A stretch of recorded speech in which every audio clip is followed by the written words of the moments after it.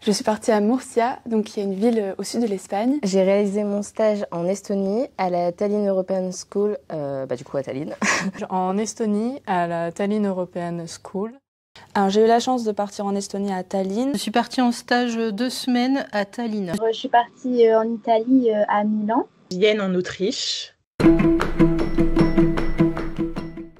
Depuis toujours, j'ai une vraie curiosité pour les autres cultures.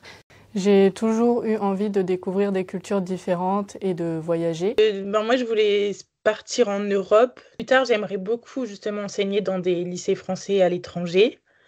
Et donc, quand on a eu la possibilité de partir faire un stage à l'international, j'ai sauté sur l'occasion. Et après discussion avec mes parents et mes amis, nous avons conclu que c'était une belle opportunité. Alors, je suis partie avec une autre fille, une autre étudiante de Master 1.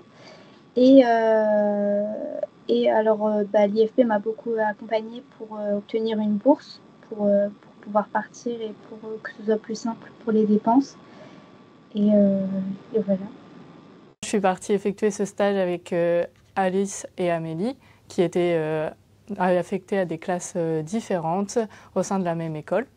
Nous avons été accompagnés par nos familles pour organiser le voyage, ainsi que par l'IFP pour toutes les démarches administratives, notamment la demande de bourse Erasmus. Je suis partie toute seule, j'ai organisé tout moi-même et honnêtement, ça fait aussi partie de l'expérience, se débrouiller, sortir un peu de sa zone de confort.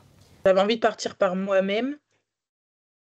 Et du coup, j'ai un peu, pour la recherche du lieu de stage, je me suis un peu débrouillée toute seule, du coup, en contactant directement les établissements.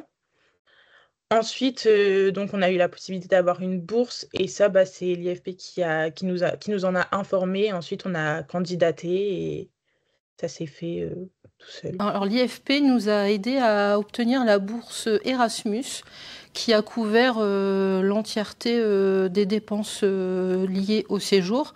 On a dû avancer au début l'argent pour réserver, en fait, mais sinon, après, la bourse a couvert vraiment tous nos frais. Pour ma part, j'étais en classe de maternelle qui accueille 3 niveaux, donc regroupant des élèves de 2 à 5 ans. Donc dans la classe, ils étaient 11. Ce stage s'est très bien déroulé car les élèves et ma tutrice de stage m'ont très bien accueillie et très bien intégrée dans la classe. Super bien. J'avais déjà pris contact avec ma tutrice, Marie Rossé, avant mon départ. Et dès nos premiers échanges par mail, je sentais qu'elle était très contente de me recevoir. En arrivant, je me suis tout de suite sentie intégrée, autant dans l'équipe pédagogique que dans la classe. Mon stage s'est déroulé dans une classe de P3, l'équivalent du CE2, avec seulement 4 élèves. Cela m'a d'abord un peu déstabilisée car je n'avais jamais été confrontée avec un petit effectif. Mais très vite, j'ai été accueillie chaleureusement par les élèves et ma tutrice. J'ai pu réaliser plusieurs séances et j'ai été pleinement intégrée dans la classe. Énormément de choses. Que ce soit au niveau du système éducatif, des horaires, des activités, de la relation professeur-élève. Je pense que j'en ai appris autant d'un point de vue professionnel que personnel.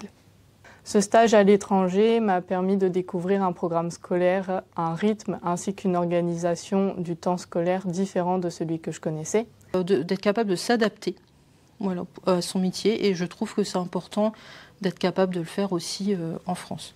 Et ce qui m'a agréablement surprise, c'est la capacité des enfants à s'adapter d'une part en parlant plusieurs langues pour pouvoir communiquer entre camarades et d'autre part l'autonomie qu'ils ont pour des moments du quotidien. Si c'était à refaire, je le referais avec plaisir. Je le referais carrément. Je le referais sans hésiter, vraiment aucune hésitation. Je le referai les yeux fermés. C'était une expérience tellement riche à tous les niveaux et je me sens vraiment chanceuse d'avoir pu vivre ça dans le cadre de mon master à l'IFP.